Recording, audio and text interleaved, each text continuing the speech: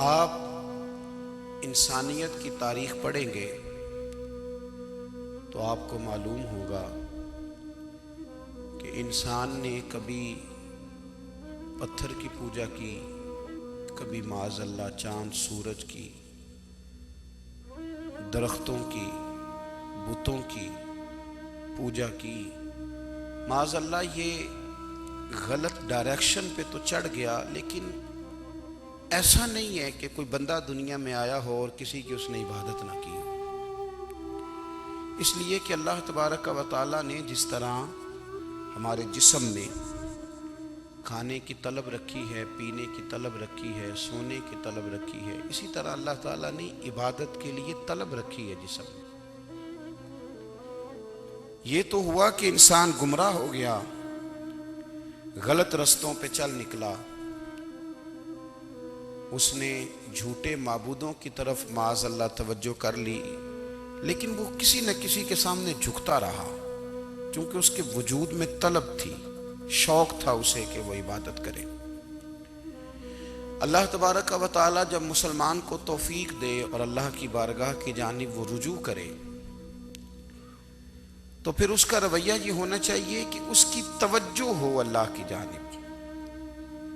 ہمارے ہاں تسبیحات پڑھ لی جاتی ہیں اگر کبھی موقع ملے، لیکن وہ خاص انہماک، وہ خاص شوق، وہ خاص ذوق اللہ تبارک و تعالیٰ کی عبادت کا۔ ایک ہوتا ہے نماز پڑھنا، ایک ہوتا ہے اہتمام کے ساتھ نماز پڑھنا، یعنی ذرا وقت پہ اٹھنا، ذرا صحیح کر کے وضو کرنا، ذرا شوق سے مصلی بچھانا۔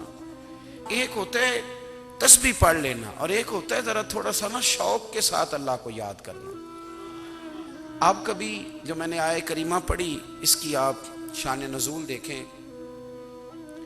نبی کریم صلی اللہ تعالی علیہ وسلم کے نا کچھ صحابہ اللہ کی محبت کے شوق میں حضور کی بارگاہ میں حاضر ہوئے، اور انہوں نے آ کے عرض پتہ کیا کیا؟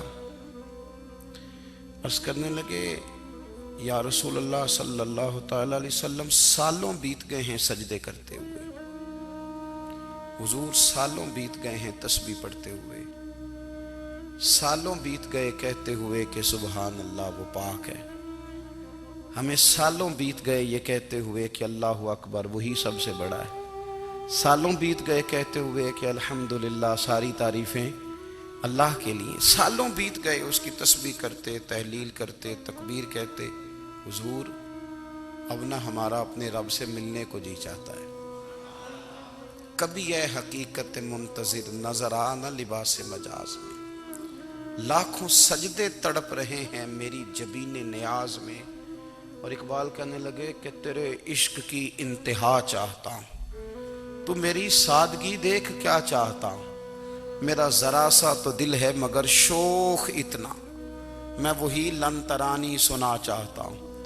میرا بھی دل کرتا ہے کہ اللہ میں تجھے کہوں، میں تجھے دیکھنا چاہتا ہوں، جس طرح حضرت موسیٰ کلیم علیہ السلام نے کہا تھا، اور تو مجھے کہے کہ لن ترانی، تو نہیں دیکھ سکتا، ذرا سا تو دل ہے مگر شوق اتنا، میں بھی وہی لن ترانی سنا چاہتا ہوں۔ پھر کہنے لگے بھری بزم میں راز کی بات کہہ دی، بڑا بے ادب ہوں سزا چاہتا ہوں۔ دیکھو سب لوگوں کے بیچ ہی میں نے یہ کہہ دیا۔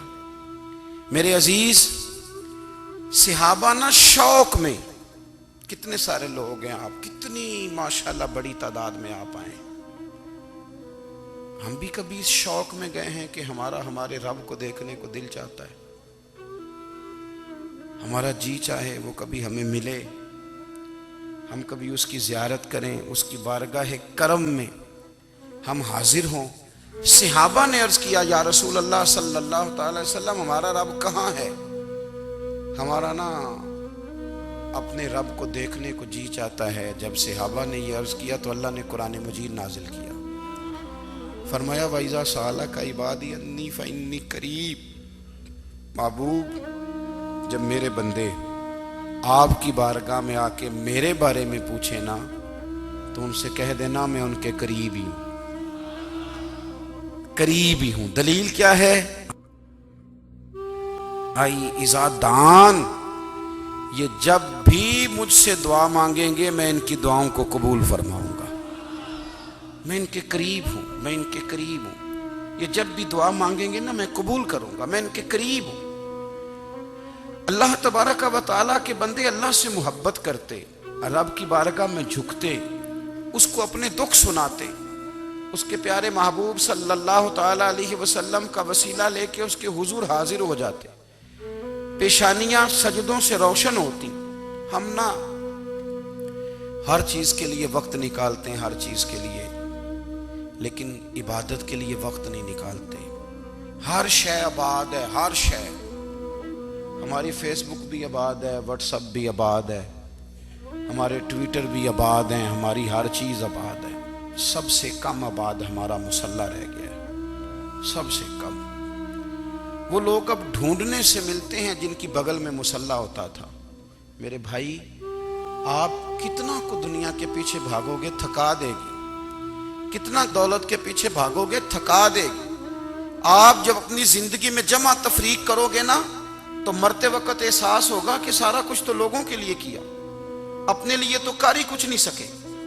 اور ہم عبادت کے معاملے میں بہانے بازی بھی کرتے ہیں۔ ہم کہتے ہیں اوہو رزق کمانا بھی تو عبادت ہی ہے نا، تو میں حلال روزی کے لیے جا رہا ہوں، یہ بھی تو عبادت ہے نا۔ میری طرح کے لوگ کہہ دیتے ہیں کہ میں سویرے اٹھ کے مدرسے میں کچھ اسباق دیکھتا ہوں تو یہ بھی تو عبادت ہے، میں بیان کرنے کے لیے مطالعہ کرتا ہوں تو یہ بھی تو عبادت ہے نا، اتنے لمبے سفر کر کے ملک میں دنیا میں گھومتا ہوں تو یہ بھی تو میں عبادت ہی کر رہا ہوں۔ اب اسپیشل نفلوں کے لیے وقت کس طرح نکلے، اسپیشل کر کے تسبیح میں کیسے چلاؤں، میں سارا کچھ ہم بہانے بنا لیتے ہیں نا۔ میرا سوال یہ ہے کہ یہ ساری باتیں صحابہ کو، نبی کریم کو، دیگر لوگوں کو بھی تو پتہ تھی نا، لیکن آپ غور تو کریں، 23 سال حضور کو وقت ملا، مختصر وقت ظاہراً تبلیغ کرنے کے لیے، پوری دنیا میں دین بھی پھیلانا ہے۔ گھر میں 11 ازواج ہیں، 4 بیٹیاں ہیں، ان کی اولادیں، سارے کام کاج بھی دیکھنے ہیں، لیکن سیدہ طیبہ طاہرہ حضرت عائشہ صدیقہ رضی اللہ تعالیٰ عنہ فرماتی ہیں سارا دن تبلیغ کرتے، ہر غلام کے دکھ سنتے، گھر میں آتے تو اپنے گھر والوں کا خیال کرتے، کام میں ہمارا ہاتھ بٹاتے۔ قربان جاؤں، کہتی ہیں زمانہ سارا سو جاتا لیکن آمنہ کے لال مصلی بچھا لیتے۔ دنیا سو گئی، ساری سب سو گئے، جو خدام تھے، وہ جو غلام تھے، وہ سو گئے۔ صحیح مسلم میں لفظ ملیں گے، سیدہ پاک فرماتی ہیں او میرے نبی کے غلاموں، میں نے یہ رنگ بھی دیکھا ہے کہ حضور نے اتنا کھڑے رہے، اتنا قیام کیا، اتنا قیام کیا کہ مقدس پیروں میں ورم آ گئے، سوج گئے پیر، اتنے بڑے۔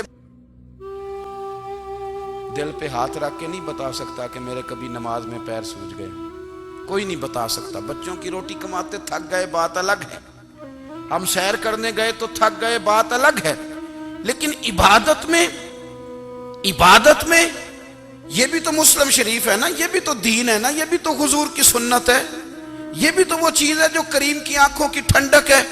سیدہ فرماتی ہیں پیروں میں ورم آ گئے، اور ساری رات ہی حضور نے نماز پڑھی اور ایک ہی آیت بار بار دہرائی۔ مسجد نبوی میں بلال حبشی نے فجر کی اذان دے دی اور حضور ابھی مصلی پہ تھے، کریم فارغ ہوئے، میں نے عرض کی یا رسول اللہ صلی اللہ علیہ وسلم، آپ کے تو صدقے اللہ اگلے پچھلوں کے گناہ معاف کرے گا، تو آپ اتنی آہوزاری کیوں فرماتے ہیں؟ آپ تو شفیع ہیں، آپ تو انبیاء کے امام ہیں۔ تو حضور نے فرمایا عائشہ تم نے گنوایا ہے نا میرے اللہ کی مجھ پر کتنی رحمت ہے، افلا اکون عبدا شکورا، فرمایا اگر اس نے اتنی نعمتیں دی ہیں تو کیا میں اس کا شکر گزار بندہ نہ بنوں، میں شکر گزار بندہ نہ بنوں اس کا؟ پھر اگر اتنی نعمتیں اس نے دی ہیں، مجھے اتنا نوازا ہے، تو پھر میں اس کے سامنے سجدے نہ کروں؟ او میرے بھائی، بڑے قابل فخر لوگ ہیں ہم کہ ہم نبی پاک کے غلام ہیں، ہم قابل فخر ہیں کہ نبی کریم کے غلام ہیں۔ کیا کبھی اس غلامی کے شکرانے میں بھی 2 نفل پڑھے؟ یا اللہ تیرا شکر ہے تو نے ہمیں حضور کا غلام بنایا ہے۔ یاد رکھیں کہ اپنی روحانی زندگی کو آباد کریں، استغفار پڑھیں، تسبیحات کریں۔ حضرت عبداللہ ابن عمر رضی اللہ تعالیٰ عنہ حضرت عمر کے صاحبزادے ہیں، مکہ مکرمہ میں ان کی قبر ہے. میں نے جب انہیں پڑھا تو مجھے ان سے بڑا پیار ہو گیا. لیکن آپ کو پتہ ہے وہاں جا کے کسی شخص کا مزار تلاش کرنا یا پوچھنا ایک مشکل کام ہوتا ہے. تو ایک دفعہ میں مکہ شریف میں حاضر تھا تو ایک گاڑی والا ڈرائیور مجھے کہنے لگا کہ مولانا میں آپ کو جانتا ہوں, مجھے آپ سے محبت ہے, ایک بات بتاؤں آپ کو. میں نے کہا بتاؤ. کہنے لگے حضرت عبداللہ ابن عمر کی قبر دیکھنی ہے. میں نے کہا یہ تو نہیں کہہ رہا, یہ کسی نے بندوبست کرایا ہے, یہ اللہ نے تیرے دل میں بات ڈالی ہے, یہ ہو گیا تو لے چل مجھے. حضرت عبداللہ ابن عمر کو نبی پاک نے فرمایا راجل صالح, یہ نیک بندہ ہے, یہ متقی آدمی. حضرت عبداللہ ابن عمر رضی اللہ تعالیٰ عنہ سیدنا فاروق اعظم رضی اللہ تعالیٰ عنہ کے صاحبزادے ہیں, اور ان کی ہمشیرہ سیدہ حفصہ رضی اللہ تعالیٰ عنہ حضور کی زوجہ محترمہ. ایک دن اپنی ہمشیرہ سے کہنے لگے کہ نبی کریم صلی اللہ تعالیٰ علیہ وسلم گھر میں آئے نا, اور اگر حضور غم امت میں پریشان نہ ہوں, طبیعت کو حشاش بشاش دیکھو, تو ذرا پوچھنا تو صحیح حضور کا میرے بارے میں کیا خیال ہے. پوچھنا تو صحیح کہ کریم کی بارگاہ میں میرا کیا مقام ہے, میرے بارے میں حضور کیا فرماتے ہیں. اب بہن کو کام بتائے اور بتائے بھی بھائی, اور پھر بہن وہ کام نہ کرے, یہ تاریخ میں ہوتا نہیں. حضرت عمر فاروق رضی اللہ تعالیٰ عنہ کی صاحبزادی ام المومنین رضی اللہ تعالیٰ عنہ فرماتی ہیں کہ میں تو بس منتظر تھی. انہوں نے تو کہا تھا نا کہ اگر تم حشاش بشاش دیکھو تو بات کرنا, لیکن حضور تشریف لائے, میری باری تھی, میرے گھر تشریف لائے, کھانا پیش کیا تو فوراً میں نے عرض کی حضور ایک بات پوچھنی تھی. تو حضور نے فرمایا پوچھئے. میں نے عرض کی حضور میرے بھائی عبداللہ ابن عمر کے بارے میں آپ کا کیا خیال ہے. نوجوانوں میری بات پہ غور کرنا, میرے بھائی کے بارے میں آپ کا کیا خیال ہے. تو نبی کریم صلی اللہ تعالیٰ علیہ وآلہ وسلم نے میری طرف دیکھا, اور پھر حضور زیر لب تھوڑا مسکرائے. اور بریلی کے امام کہتے ہیں کہ حضور مسکرا دیتے تھے نا تو جو بڑا دکھی ہوتا تھا وہ بھی ہنس پڑتا تھا. اب سوال پیدا ہوتا تھا کہ پھر تو اس مسکراہٹ کے لیے انتظار کرنا پڑتا ہوگا کئی مہینے کہ حضور مسکرائیں تو رونے والے ہنسیں. تو اعلیٰ حضرت فرماتے نہیں, انتظار نہیں کرنا پڑتا, یہ مسکراتے رہنا تو حضور کی عادت ہے. جس کی تسکین سے روتے ہوئے ہنس پڑے, اس تبسم کی عادت پہ لاکھوں سلام. یعنی یہ تو عادت ہے حضور کی مسکراتے رہنا, اس کے لیے انتظار نہیں کرنا پڑتا. بھائیو آپ خیال رکھیں گے, غور کریں گے. حضرت عبداللہ ابن عمر رضی اللہ تعالیٰ عنہ کے بارے میں پوچھا تو سیدہ فرماتی ہیں کہ نبی کریم صلی اللہ تعالیٰ علیہ وسلم نہ زیر لب مسکرائے اور فرمایا حفصہ تیرا بھائی ہے تو اچھا, لیکن میں نے سنا ہے کہ عشاء کی نماز پڑھتا ہے تو فجر تک سویا ہی رہتا ہے.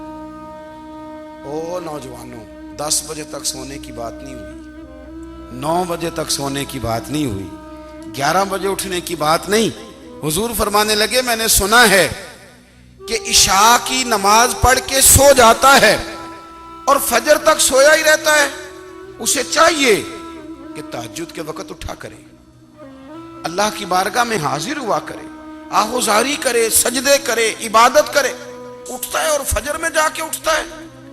حضرت جناب حفصہ رضی اللہ تعالیٰ عنہ کہتی ہے میں نے جناب عبداللہ ابن عمر کو پیغام دیا اور میں نے کہا میرے جوان بھائی سن. نبی پاک نے فرمایا ہے تو اچھا پر تہجد میں نہیں اٹھتا, نفل نہیں پڑھتا. او میری ملت کے جوانوں, مزہ نہیں آ جاتا جب ساری دنیا سوئی ہو, ساری دنیا, اور بستر بھی گرم ہو اور نیند بھی پورا غلبہ کر رہی ہو, اور اچانک گھنٹی بجے دماغ میں, آنکھ کھلے, گھڑی پہ نظر پڑے, 3:30 4 بجے کا پیغام گھڑی بتائے, اور کوئی چڑھتی جوانی والا اٹھ کے وضو کرے, اور جب وہ مصلی کھول کے بچھائے تو مدینے والے محبوب کہتے ہیں کہ ہر نماز پہ رب ثواب دیتا ہے, اور جو اٹھ کے تہجد کی نماز پڑھے اسے دیکھ کے تو رب مسکراتا ہے. جو اس کی شان کے لائق ہے, جو اس کی شان کے لائق, وہ مسکراتا ہے, خوش ہوتا ہے کہ میرا بندہ تہجد میں اٹھ گیا, وہ مسکراتا ہے. کاش ہماری صبحیں کبھی اپنے مالک کے نام ہو جائیں. کاش کے صبح حضرت ابو الحسن رحمۃ اللہ تعالی علیہ حضرت معاذ ابن جبل رضی اللہ تعالیٰ عنہ کے پاس بیٹھا کرتے تھے. فرماتے ہیں ان سے جو پیار بڑھا تو پھر میرا مصلی سے بھی بڑھ گیا. تابعی ہیں. فرماتے ہیں صحابی رسول سے محبت ہوئی تو ذکر سے بھی ہو گئی, پھر درود شریف سے بھی ہو گئی. محبت ان سے بڑھی تو پھر اللہ نے مسجد کا پیار بھی بڑھا دیا.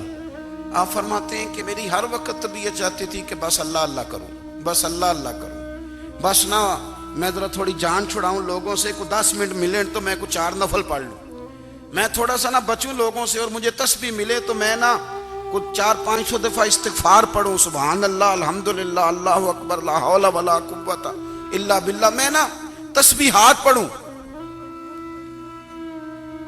فرماتے ہیں کہ بچے تھے گھر میں 6-7, غربت تھی, کام ملتا کوئی نہیں تھا,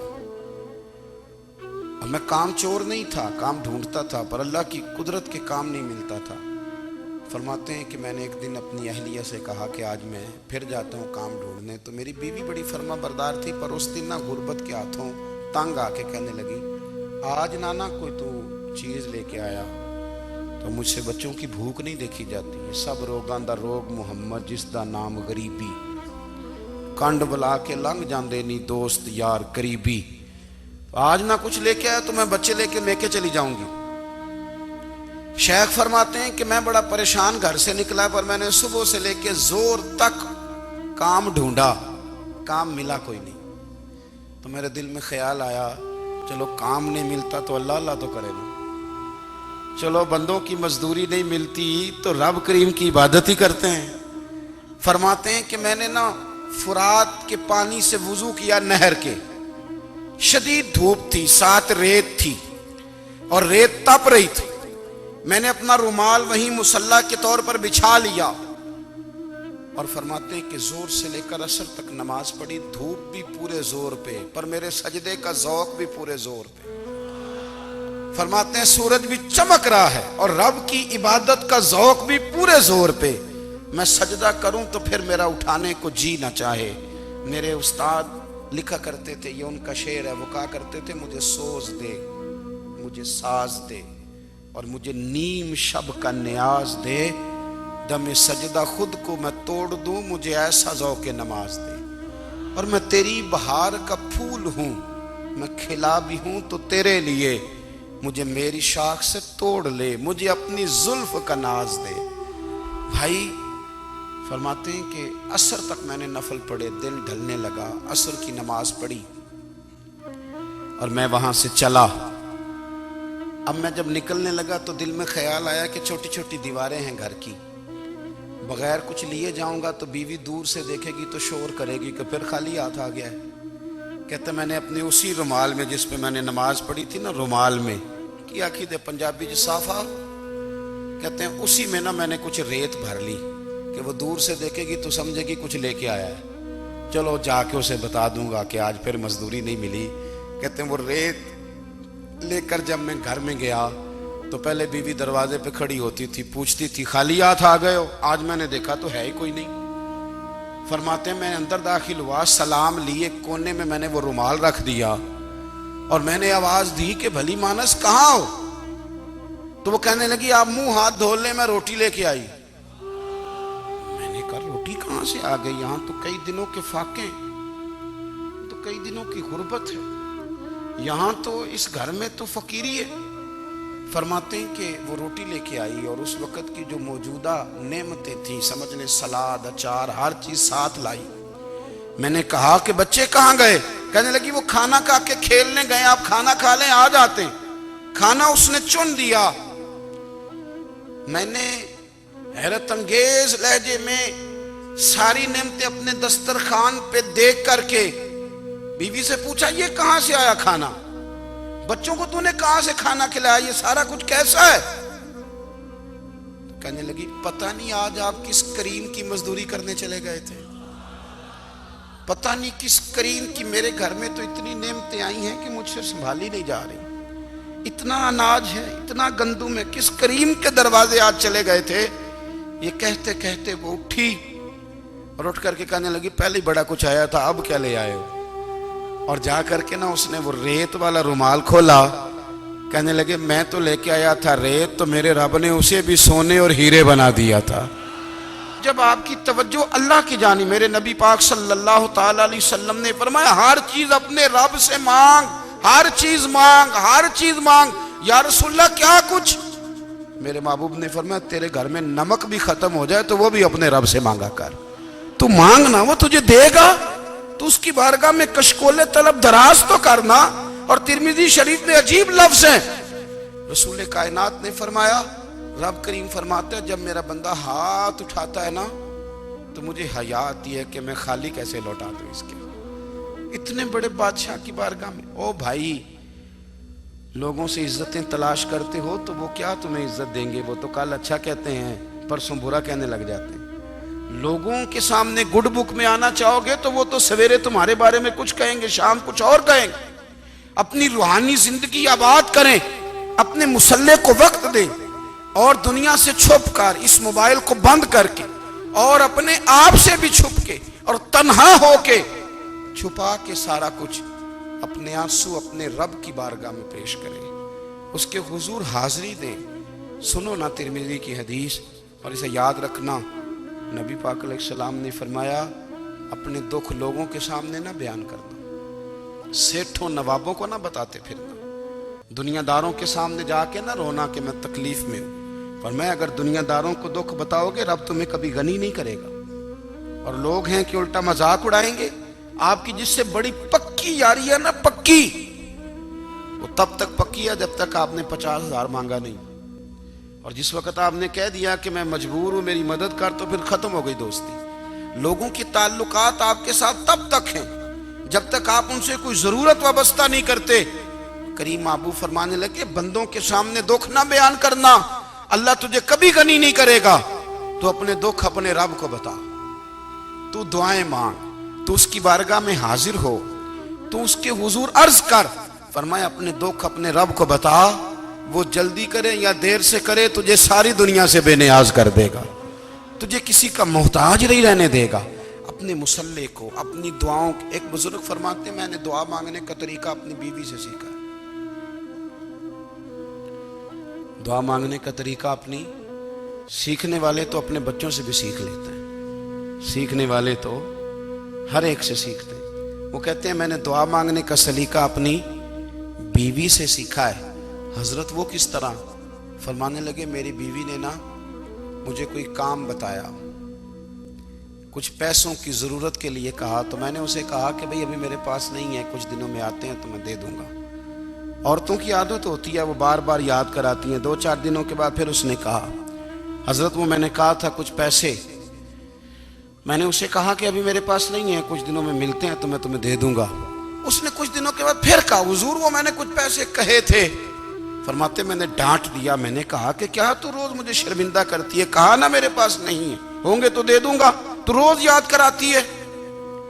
فرماتے ہیں اس نے پہلے تو میری ڈانٹ کو سہا، پھر میرے سخت جملوں نے اس کی آنکھوں میں آنسو پیدا کر دیے، پھر اس نے اپنے آنچل میں اپنے اس دکھ کو سمیٹا، اور پھر اس نے ایک جملہ کہا تو میں رو پڑا، اور مجھے اپنے رب سے مانگنے کا طریقہ آ گیا۔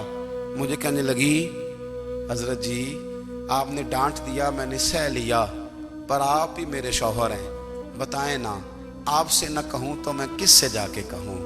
فرماتے ہیں میں رو پڑا، اور میں کھل کے رویا، اور میں تڑپ کے رویا، اور پھر میری سسکیاں بند گئیں۔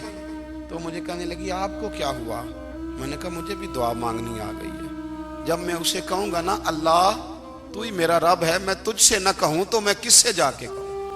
میں کیوں کسی بندے سے سوال کروں؟ میں کیوں کسی دنیا دار سے کہوں؟ میں تیرے بندوں کا، نیک بندوں کا وسیلہ لے کے، تیرے محبوب کی غلامی لے کے تیری بارگاہ میں آیا، تجھ سے نہ مانگوں تو کس سے مانگوں؟ سمجھ آ گئی ہے جب میں اس رنگ میں مانگوں گا تو پھر رب میرے اوپر بڑا ہی فضل فرمائے گا، وہ میرے اوپر بڑی رحمت کرے گا، وہ میرے لیے آسانیاں کرے۔ عزیز دوستو ہم اس طرح کرنے لگ گئے ہیں کہ ہم نے نا اپنے تعلقات پر اعتماد کرنا شروع کر دیا ہے۔ میرے تعلقات بہت ہیں، ہم نے اپنی دولت پر اعتماد کرنا شروع کر دیا ہے، میرے پاس دولت بہت ہے، ہم نے اپنے علم پر، اپنی شہرت پر اعتماد کرنا شروع کر دیا ہے کہ میرے پاس فلاں چیز بہت ہے۔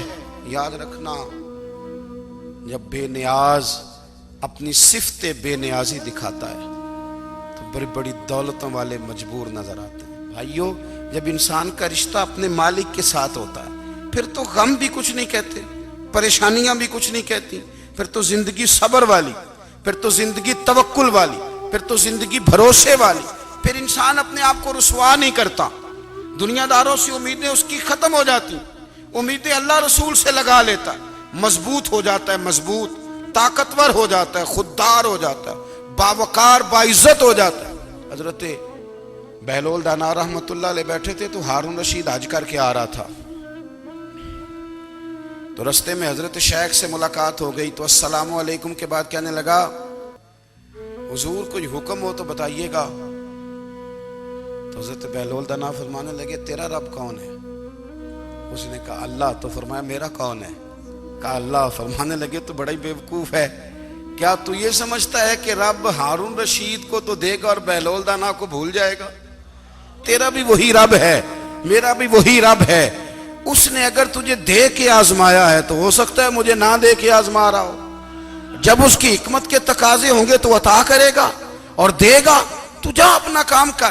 بھائی، اپنی روحانی زندگی، اپنی عبادات، اپنے وظائف، اپنے روزمرہ کے معاملات، اپنی دعائیں، اپنا استغفار، دیکھو مشکل کام تو نہیں، 2 رکوع ہیں سورہ واقعہ کہ اگر رات کو پڑھ لی جائے تو۔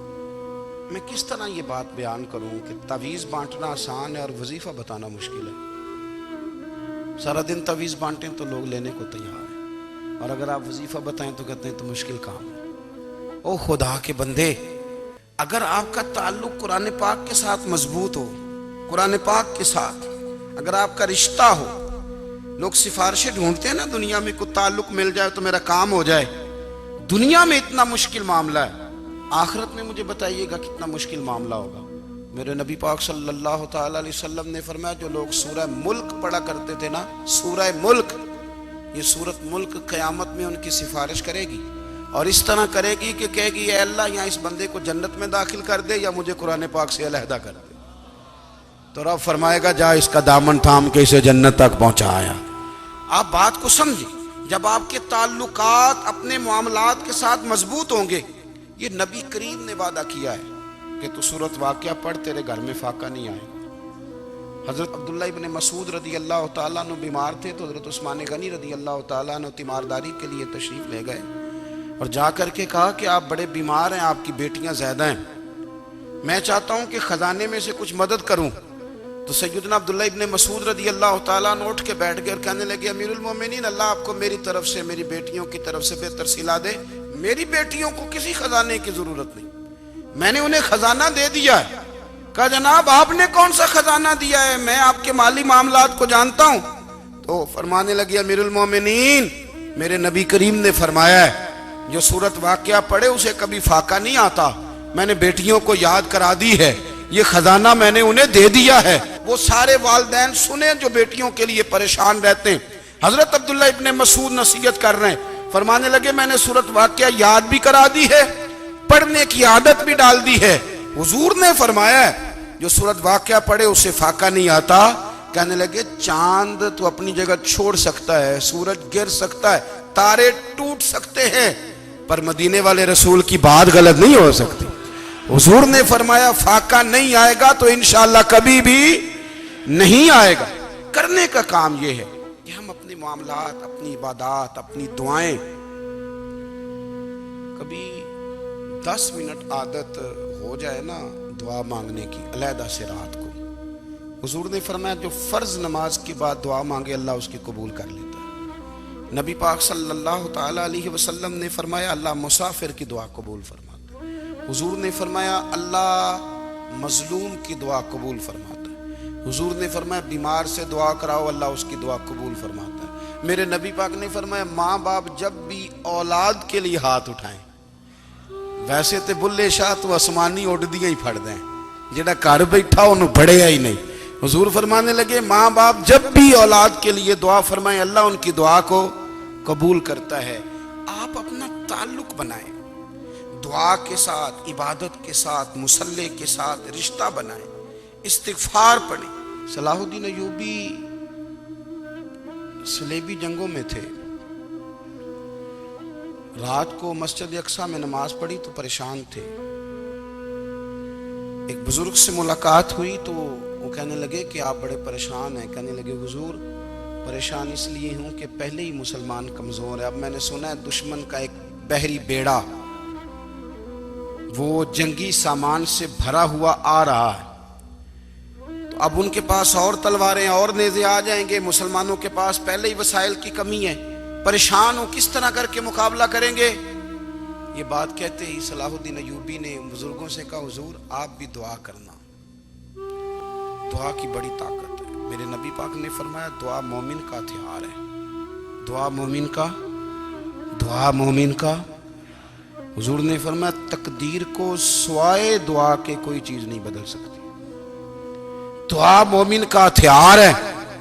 یہ کافر کے پاس کوئی نہیں. یہ ہتھیار ہے مومن کا. اللہ کرے آپ کو سمجھ آئے. پھر سنیں کئی بار کہہ چکا ہوں یہ ہتھیار ہے. کافر کے مقابلے میں جو تیرے پاس سب سے بڑا ہتھیار ہے وہ دعا ہے. دعائیں کرانی چھوڑ دی, کرنی چھوڑ دی, لینی چھوڑ دی. حضرت سیدنا انس بن مالک رضی اللہ تعالیٰ عنہ فرمایا کرتے تھے میں نے وہ رنگ دیکھا ہے جب حضور دعا مانگتے تھے اور حضور کی مقدس آنکھوں میں آنسو بھی ساتھ ہی بہا کرتے تھے. میں نے وہ انداز دیکھا ہے. تو صلاح الدین ایوبی بزرگ سے کہنے لگے آپ بھی دعا کیجیے, اور خود رونے لگے اور سر سجدے میں رکھ کے رونے لگے اور عشاء سے لے کر فجر تک روئے, خوب روئے. صبح وہ بزرگ آئے تو صلاح الدین ایوبی کا خوبصورت اور ہنستا ہوا چہرہ دیکھا. کہنے لگے آپ بڑے خوش ہیں. رات تو میں نے بڑے روتے ہوئے دیکھا تھا. تو کہنے لگے حضور وہ جو بحری بیڑا آ رہا تھا نا وہ پانی میں ڈوب گیا ہے, اب وہ نہیں آ رہا. ابھی خبر آئی ہے تو میں بڑا خوش ہوں. بزرگ کہنے لگے اٹھ سینے سے لگ اور سونے ایک بات, وہ بحری بیڑا پانی میں نہیں ڈوبا, وہ تیرے آنسوؤں میں ڈوب گیا ہے. وہ جو تو رات رویا ہے نا رب کریم کی بارگاہ میں تو وہ ڈوب گیا ہے. بھائی اپنا مصلی کا, عبادت کا, وظائف کا, اللہ کا سلسلہ اس کو مضبوط کرے. اپنی دعاؤں کے تعلق کو مضبوط کرے. دعائیں بڑے انقلاب برپا کر دیتی ہیں. ہم تھوڑے نا جب سے خشک ہوئے ہیں نا, خشک, اور میری تو جماعت ہی صوفیاء کی جماعت تھی. ہم تو داتا علی اجمیری کی جماعت سے, ہم تو خواجہ اجمیری کی جماعت سے, ہم تو شیخ احمد فاروق سرہندی کی جماعت سے, ہم تو صوفیاء کی جماعت. ہماری جماعت نے بھی وہ تعلق جو ہمارے بزرگوں نے بنایا تھا. بزرگ اللہ کے قریب کیسے جاتا ہے؟ تو ہمارے یہاں نا بہت سارے لوگ کہتے ہیں جی نظر ہو گئی تو کام ہو گیا. بھئی جو بخاری مسلم میں طریقہ ہے نا اللہ کا قرب پانے کا وہ تو نفل ہے. نبی کریم علیہ السلام نے فرمایا بندہ نفلوں کے ذریعے رب کے قریب جاتا ہے, اور اتنا قریب جاتا ہے کہ پھر اللہ اس کی زبان بن جاتا ہے, اللہ اس کی آنکھیں بن جاتا ہے, کان بن جاتا ہے, ہاتھ اور پیر بن جاتا ہے. تو یہ تو عبادت ہے, یہ تو اللہ کی بارگاہ کی حاضری ہے جو آپ کو اللہ کے قریب کرے گی. تو اپنے نماز کو اہمیت دے کے ادا کریں. نمازیں موبائل بند کر کے ادا کریں. لیکن نا کچھ لوگ کہتے ہیں مجھے ٹائم نہیں ملتا نماز کا. تو میں کہتا ہوں یہ آپ نے بڑی جرت کی بات کی ہے. مجھے کو میرا پیر بھائی کہہ دینا میرے پاس ٹائم نہیں آپ کو ملنے کا, تو میں کہتا ہوں آج کے بعد آنا ہی نہ. تو کیا سمجھتا ہے, تو بہت بڑا آدمی ہے, تیرے پاس ٹائم نہیں اور ہمیں ملنے کا ٹائم, موج کر. تو آپ نے اللہ رسول کو کہہ دیا ٹائم نہیں. اور عجیب فلسفہ ہے نا, کہا جائے نماز پڑھنے آؤ تو کہتے ہیں کپڑے ٹھیک نہیں, اور کہا جائے کہ آؤ ذرا دعوت پہ چلیں تو کہتے ہیں 1 منٹ ٹھہر میں کپڑے بدل کے آیا. نماز کے لیے کہا تو کہتا ٹھیک نہیں, دعوت کے لیے کہا تو کہتا میں ذرا تیاری کر لوں, یوں جانا مناسب نہیں. یہ معاملہ ٹھیک نہیں. رب تو فرماتا ہے کہ جب تو مسجد میں آ تو زینت اختیار کر کے آ, خوب ذوق سے دعا مانگے, خوب شوق سے نماز پڑھیں, خوب استغفار کا مزاج بنائیں. آپ لوگوں کے بیچ رہ کے سوکھ حاصل کرنا چاہتے ہیں, لیکن آپ کو پتہ ہے کئی مہینے غار حرا میں رہنا بھی مدینے والے محبوب کا طریقہ ہے. ہر سال اعتکاف بیٹھنا الگ سے, یہ بھی حضور کا طریقہ ہے. مسجد نبوی کے اندر دروازہ کھلتا تھا نبی کریم کا, پر گھر کے اندر نفل پڑھے نبی پاک. اور حضور فرماتے ہیں کچھ نفل نماز گھر میں بھی پڑھا کرو, گھر کو قبرستان نہ بناؤ. ہمارا گھر اللہ کے ذکر سے آباد ہوگا اگر ہم نماز پڑھیں گے نا. میں جب سنت پڑھنے کے لیے گھر میں کھڑا ہوتا ہوں تو میرا جو 2.5-3 سال کا بیٹا ہے نا, وہ بھی میرے ساتھ نماز پڑھنی شروع کر دے. اسے پتہ کوئی نہیں نماز کیا ہوتی ہے, لیکن وہ بھی نا سجدہ نہ بھی کرنا ہے تو ساتھ لیٹ ضرور جاتا ہے. پتہ چلا بچے لیکچر دینے سے نماز نہیں پڑھتے، نماز شروع کر دیں تو بچے بھی شروع کر دیتے ہیں. ہم جب پریشان ہوتے ہیں تو لیکچر دیتے ہیں، تو لیکچر تو باہر شاید چل جائے، گھر میں کیسے چلے گا؟ گھر میں تو عمل چلے گا. تو میرے عزیز، آج کے اس روحانی اجتماع میں ہمارے دوستوں نے جو محنت کی، ہم نے بار بار اپنی نیت سے پوچھا خدا ہمیں معاف کرے اگر کوئی ذاتی شہرت ہے، کوئی ہمارے ذاتی مفادات ہیں، رب ہمیں ہدایت دے. ہماری یہ خواہش تھی کہ روحانی اجتماع ہمیں تھوڑا سا اللہ اور اس کے رسول کے جانب مائل کرے، کچھ ہمارا رشتہ مصلی کے ساتھ مضبوط